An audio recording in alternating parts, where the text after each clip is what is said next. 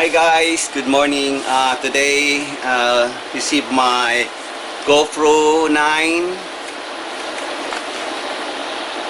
So I'll unboxing my Gopro 9 today guys. That's my vlog for today guys.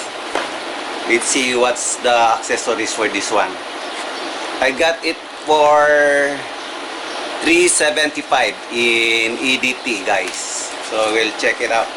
What's the accessories for this one?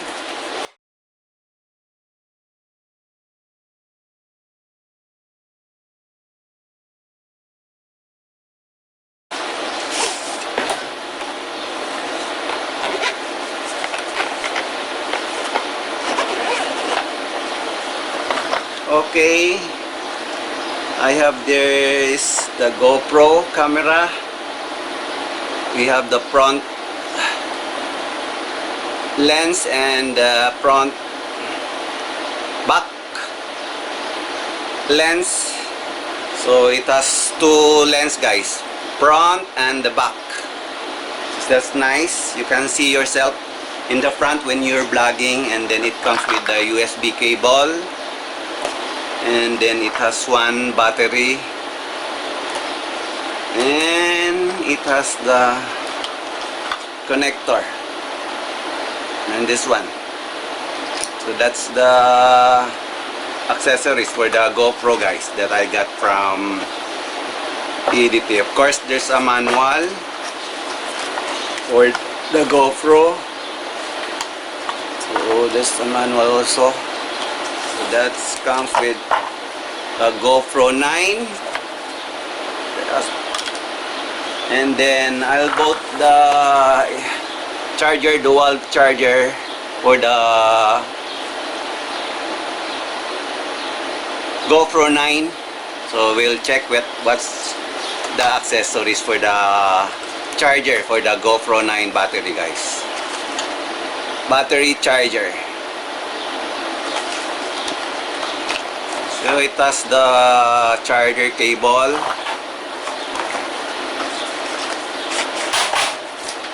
and the charger itself, two, and one battery. So that's the charger for the GoPro 9.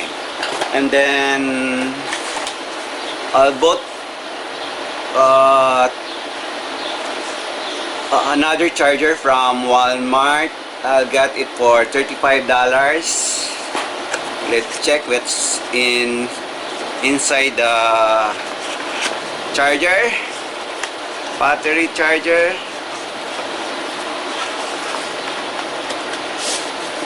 Oh, it comes with two battery guys. One, two, and the charger. Let's see what's in here. Three slot for the charger guys. You can charge three batteries at the same time. See? 1, 2, and 3. So there's 3 battery on this charger that I got in Walmart. It's only $35 guys in Walmart. So then we will put the battery. We'll open it guys here. I already bought some memory guys, memory card. It's 128 memory, the small one. I bought it for $30 guys from Walmart also. So we will install that memory card, and then we will install the battery for GoPro.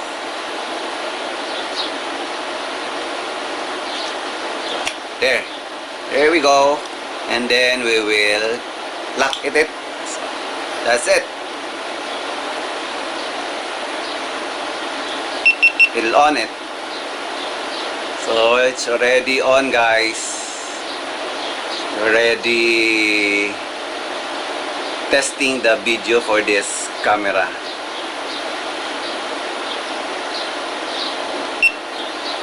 Turn up.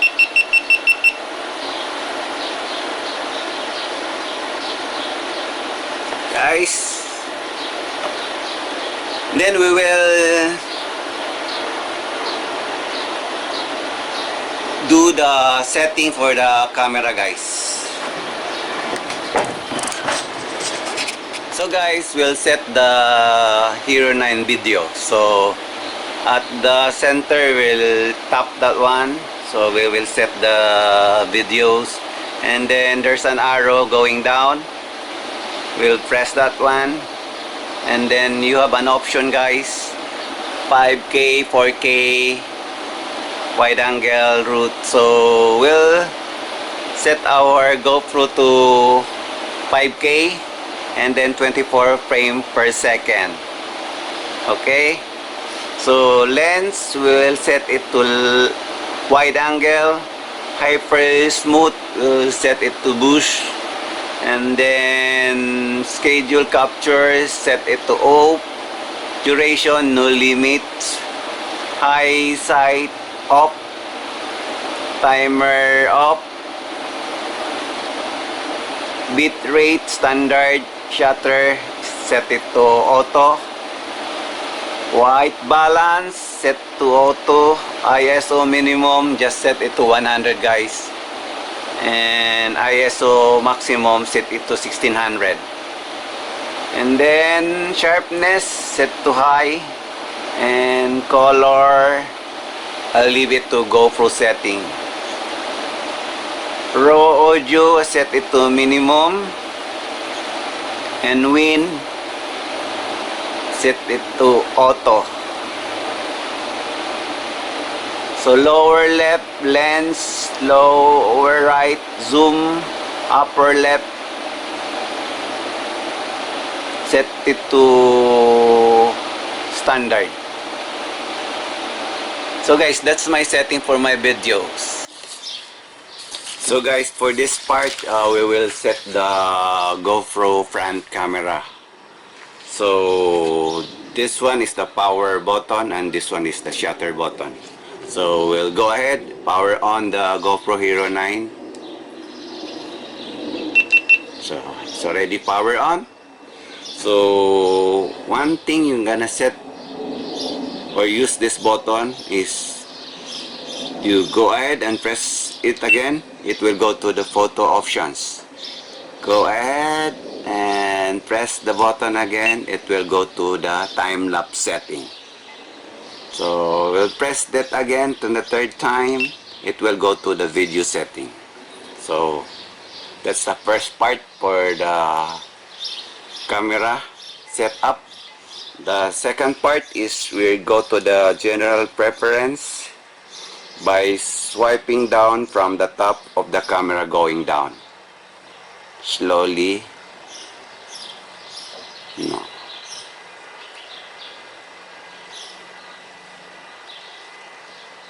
Okay, we have the 8 button option setting for the GoPro HERO9. The first one is voice control. So you can control your camera by turn on the voice control for this camera. So for me, I don't like to control it for the voice, so I'll set it to off. The second one is the beep setting or sound setting. Every time you change or turn on the camera or change the setting of the camera, it will beep. Or record, it will beep. So I would like have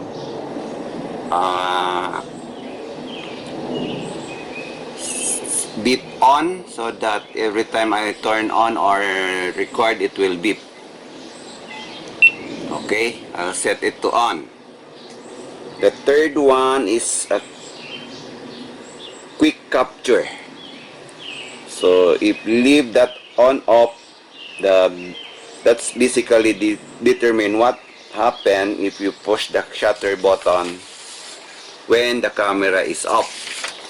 If your quick capture on and I'll push the shutter button, it will on the camera and start recording the video.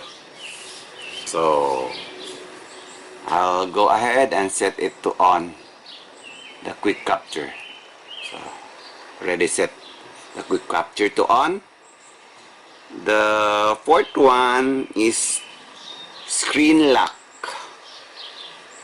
What it will do, if you start record and then after 5 minutes it will lock the screen. So I don't like my camera when I am doing recording it will lock. So I'll go ahead and set it to off.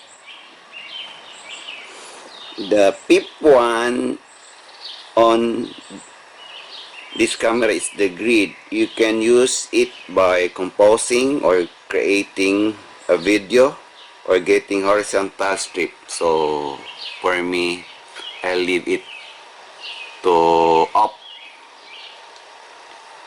So the sixth one option is the front screen. So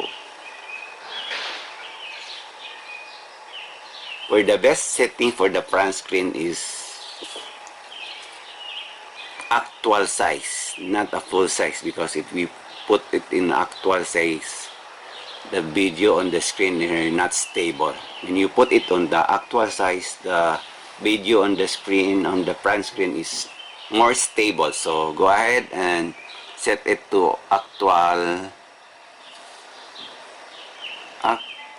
screen. So set it to actual screen. The last option is the orientation lock. Basically, if you do vertical video, you leave that unlocked, or you can unlock that in a certain orientation if you want to. So for me, I don't want to lock that. I'll leave it to all. So that's the last part of the setting for the Gopro Hero 9 setup. So we'll go ahead and test this Gopro Hero 9